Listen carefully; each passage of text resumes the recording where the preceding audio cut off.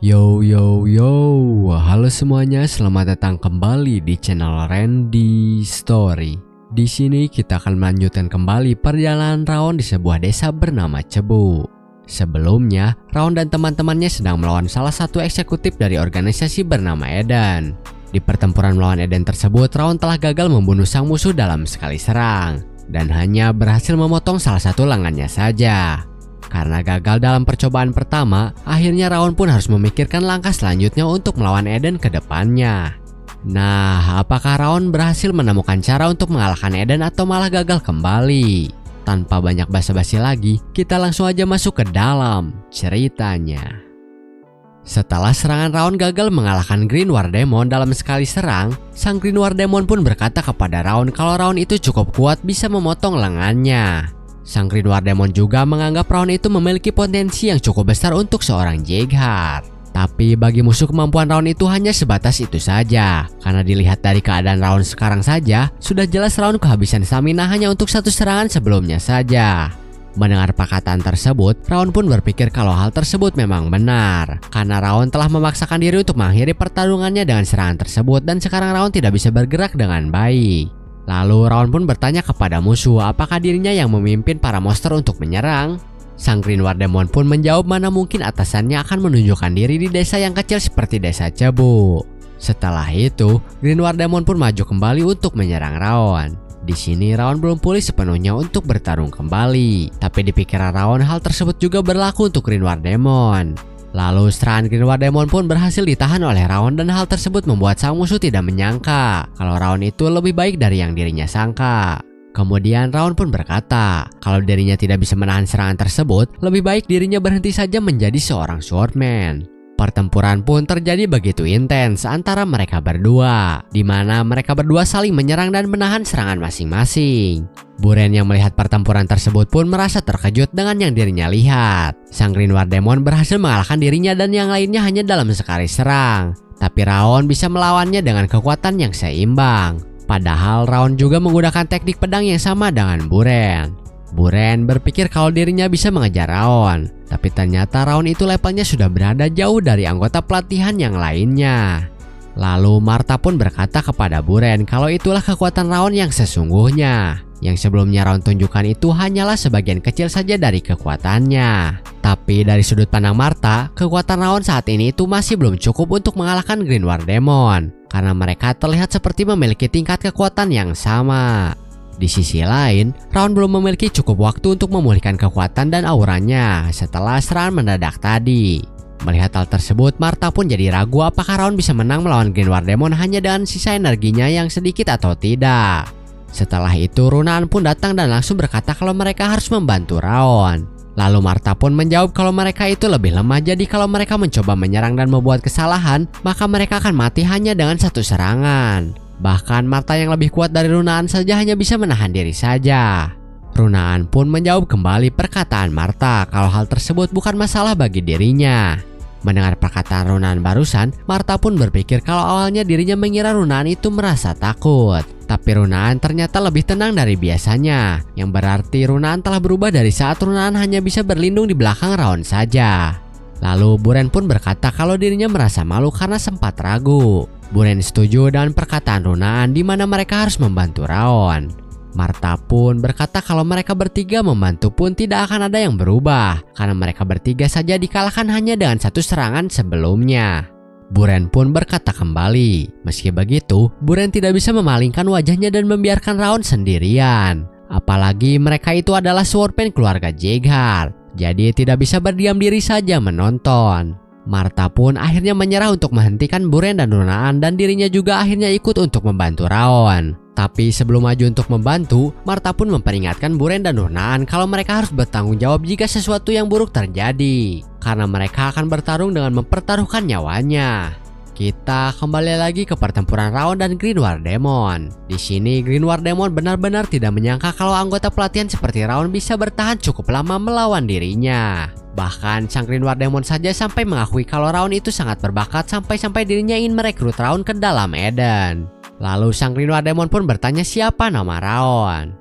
Raon pun menjawab kalau namanya itu adalah Raon Jagheart. Setelah mendengar nama Raon, sang Green War Demon pun bertanya kembali apakah Raon itu keturunan langsung keluarga Jaeger.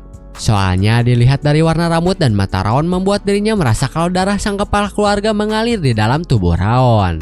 Setelah mengetahui hal tersebut, sang Green War Demon pun menarik kembali ucapannya tadi, di mana dirinya menawarkan untuk merekrut Raon. Karena jika dirinya sudah tahu hal tersebut dari awal, maka dirinya akan langsung membunuh Raon apapun caranya.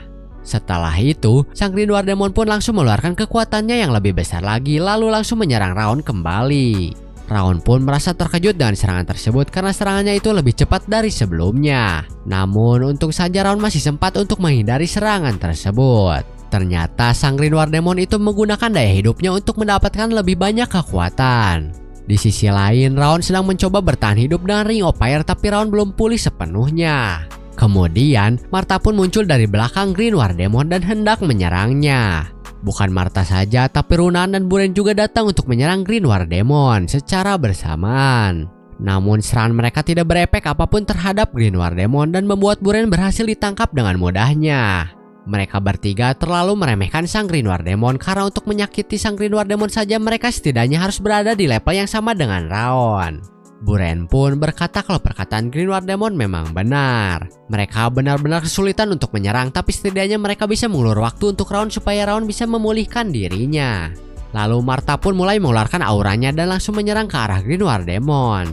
Serangan Martha barusan pun berhasil sedikit melukai sang Green War Demon. Tapi serangannya itu masih belum cukup dan akhirnya Martha dan Buren pun berhasil dikalahkan lagi oleh sang Green War Demon. Di sisi lain, Raon pun akhirnya berhasil memulihkan kekuatannya dan mulai mengeluarkan auranya. Selain itu, Raon juga berkata kepada yang lainnya kalau dirinya akan menggunakan kesempatannya kali ini lebih baik dari sebelumnya.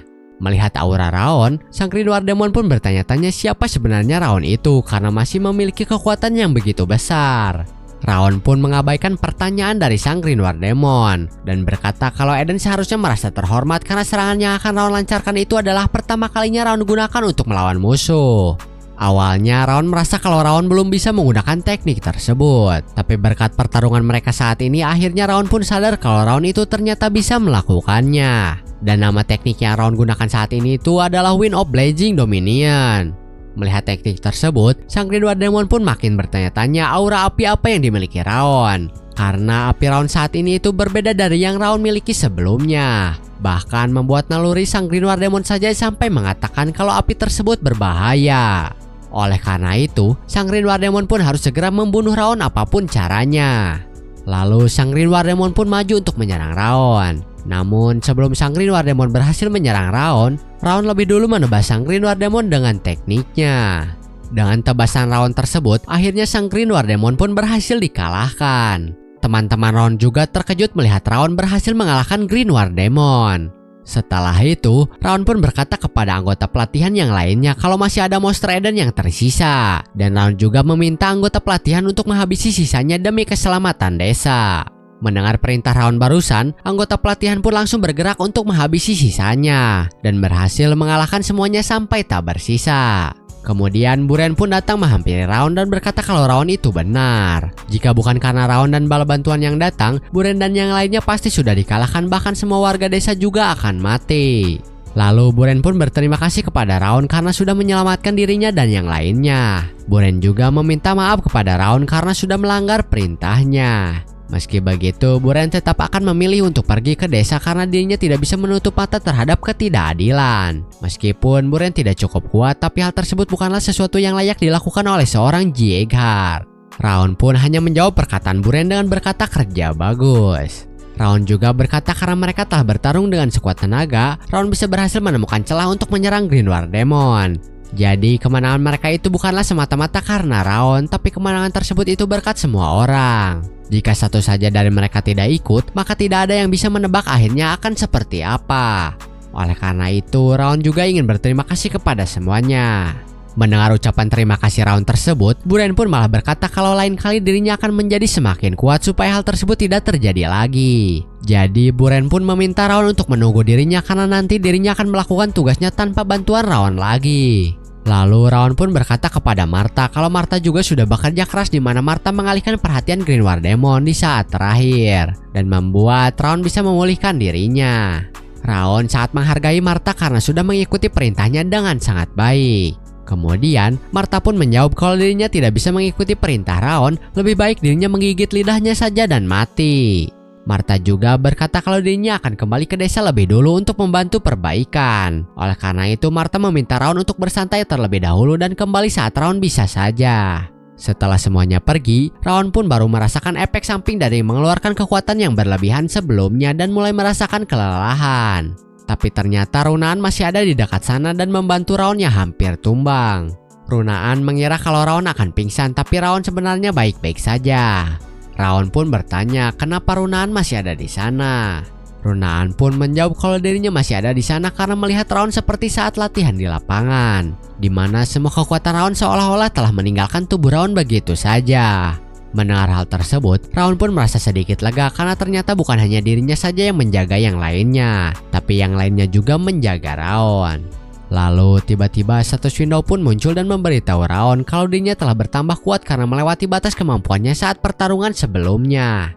Selain itu, Raon juga mendapatkan trait Backstab dan titel Indomitable karena berhasil mengalahkan lawan yang lebih kuat dari Raon.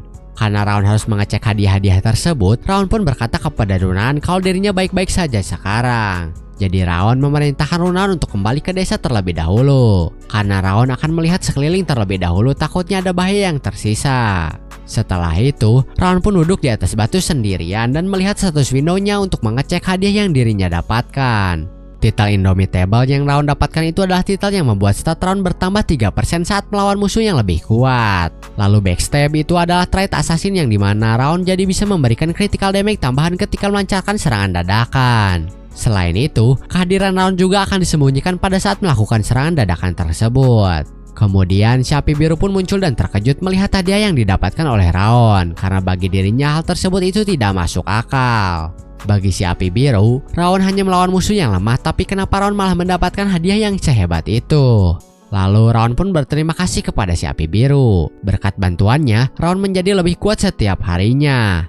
Mendengar ucapan Raon barusan, si Api Biru pun menjadi kesal dan berkata kalau Raon tidak akan pernah mati dengan damai, karena si Api Biru akan mencabik-cabik tubuh Raon berulang kali sampai hancur. Raon pun menjawab si Api Biru dengan berkata kalau bisa coba saja, karena Raon siap menerima hal tersebut kapan saja. Mendengar hal tersebut, si Api Biru pun makin kesal lagi. Di sisi lain, anggota pelatihan saat ini sedang bekerja sama untuk memperbaiki kerusakan yang ada di desa. Sementara itu Raon baru bangun tidur.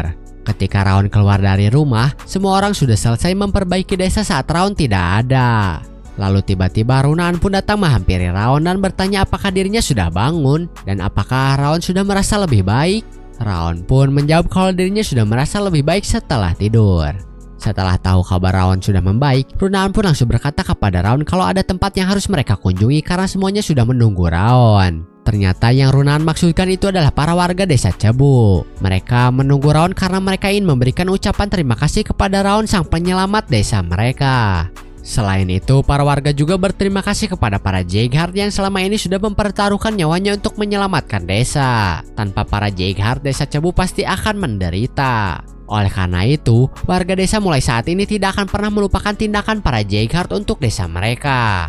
Setelah mendengar hal tersebut, Raon pun mulai merasakan sesuatu yang sebelumnya belum pernah dirinya rasakan. Dan hal tersebut adalah rasa hormat dan kekaguman dari rekan-rekannya, serta rasa terima kasih dan emosi para warga atas tindakannya. Di kehidupan Raon sebelumnya sebagai assassin, Raon tidak pernah sekalipun mendapatkan kebaikan. Yang ada hanyalah kehidupan dan kematian saja. Selain itu, semua yang Raon miliki pun direbut oleh Derus. Berapapun orang yang Raon bunuh atau berapapun misi kotor yang Raon lakukan untuk Derus, Raon tidak pernah mendapatkan pengakuan karena pengakuan tersebut hanya akan didapatkan oleh Derus saja. Tapi sekarang untuk pertama kalinya dalam hidup Raon mendapatkan pengakuan dari banyak orang.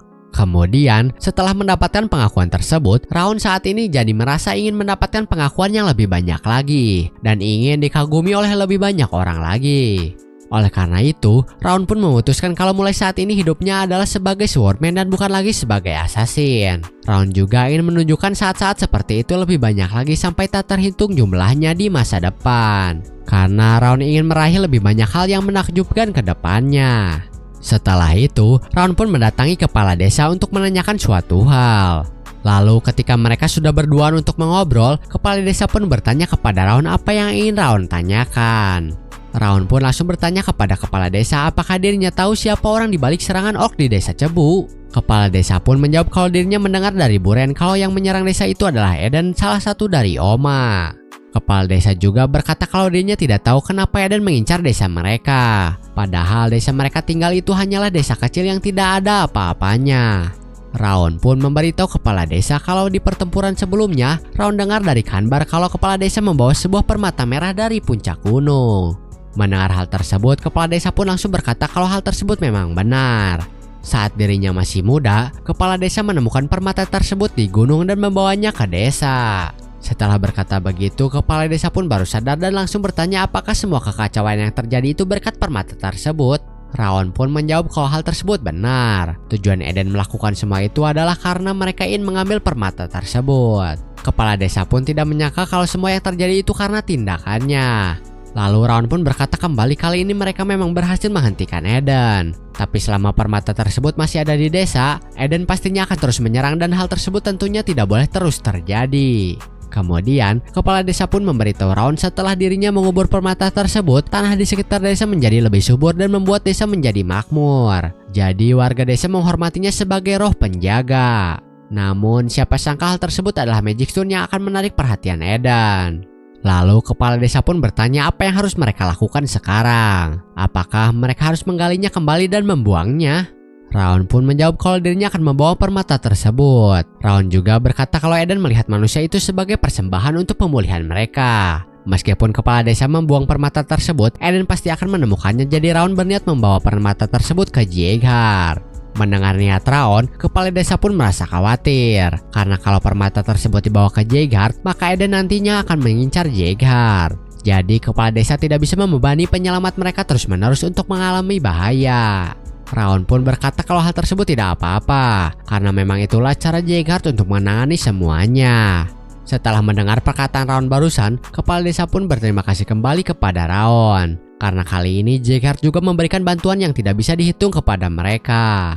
Mendengar ucapan kepala desa, Raun pun bertanya-tanya dengan ucapan kepala desa yang menyebutkan kali ini Jeghar juga. Kalau begitu, apakah sebelumnya Jeghar pernah membantu desa seperti saat ini? Kepala desa pun menjelaskan kalau beberapa dekade yang lalu, pemimpin keluarga Jeghar, Glenn, pernah menyelamatkan desa Cebu. Kepala desa masih mengingat hal tersebut dengan jelas di mana Glenn itu sama seperti Raun. Waktu itu Glenn menyelamatkan desa dari serbuan monster, tapi dirinya malah tersenyum ramah dan memperlakukan warga desa dengan sangat hangat. Mendengar hal tersebut, Raun pun tidak bisa membayangkan kepala keluarga bersikap ramah dan hangat. Karena yang dirinya lihat, kepala keluarga tidak terlihat bisa bersikap seperti itu. Setelah itu, kepala desa pun mulai menggali dan mengambil permata merahnya dari bawah tanah tempat dirinya mengubur permata tersebut. Selama ini, permata tersebut dibungkus oleh sebuah kain warisan yang sudah diturunkan secara turun-temurun untuk menutupi cahaya merah yang keluar dari permata tersebut. Kemudian, Raun pun melihat permata tersebut dan mulai berpikir kalau batu permata tersebut jatuh ke tangan Eden, maka akan terlahir monster baru dengan kekuatan Goblin King. Lalu, Raun pun meminta kepala desa untuk menutup kembali permata tersebut dengan kain. Tapi tiba-tiba seseorang pun berkata kalau dirinya mengerti kenapa permatanya selama ini sulit ditemukan. Ternyata hal tersebut karena kain yang digunakan untuk menutupi permata tersebut bisa menyamarkan aura dari permatanya.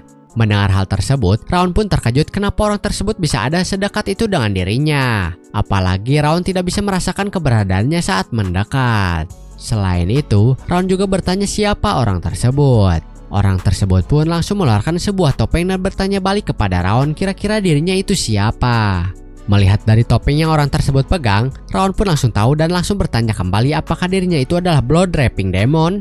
Blood Rapping pun cukup terkejut karena ternyata Raun yang hanya seorang anggota pelatihan bisa tahu tentang topeng tersebut. Blood Rapping juga berkata kalau Raun itu memiliki kekuatan yang tidak bisa diukur, jadi pastinya Raun lah yang telah mengalahkan Green War Demon.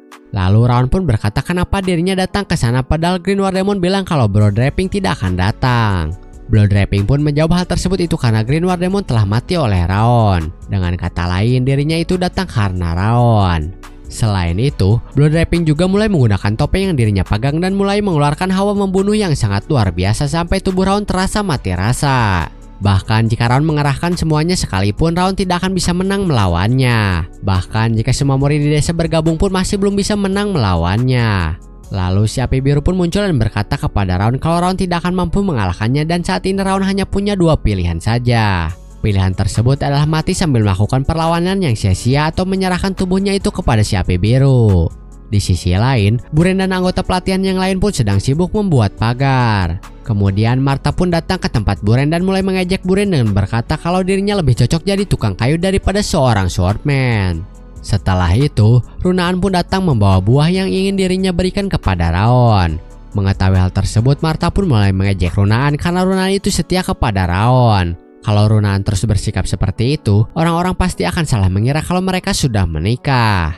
Runaan pun mengabaikan Martha begitu saja dan langsung pergi menemui Raon. Tapi tiba-tiba sebuah ledakan pun terjadi dan membuat semua orang terkejut mendengarnya. Runaan yang tahu kalau ledakan tersebut berasal dari tempat Raon pun langsung bergegas lari dan meninggalkan buahnya begitu saja berjatuhan di tanah. Selain itu, Buren dan Martha juga langsung mengikuti Runaan dan meminta semua anggota pelatihan untuk bersiap. Setelah mereka bertiga sampai di dekat tempat Raon, mereka pun langsung meneriakkan nama Raon dan bertanya apakah dirinya baik-baik saja. Tapi tidak ada jawaban sama sekali sampai ledakan pun terjadi lagi. Lalu mereka pun melihat Raon yang terpental bersama dengan kepala desa dan di sini kondisi Raon terlihat sangat parah. Mungkin cukup sekian untuk video kali ini. Di sini Raon sedang terluka cukup parah karena berusaha melawan Blood Rapping Demon yang sebelumnya datang tiba-tiba ke tempat Raon tanpa terdeteksi sama sekali. Si api biru juga memberitahu Raon kalau Raon itu tidak akan mampu menang melawan Blood Rapping. Selain itu, si api biru juga memberikan pilihan kepada Raon di mana Raon bisa melakukan perlawanan yang sia-sia atau memberikan tubuhnya kepada si api biru. Karena si api biru merasa kalau Raon memberikan tubuhnya kepada si api biru, maka si api biru bisa mengalahkan Blood Rapping dengan sangat mudah. Nah, apa yang akan Raon lakukan untuk menghadapi Blood Rapping? Apakah Raon akan memberikan tubuhnya kepada si api biru atau tidak? Kita nantikan saja untuk kelanjutannya di video selanjutnya. See you in the next video. Bye-bye.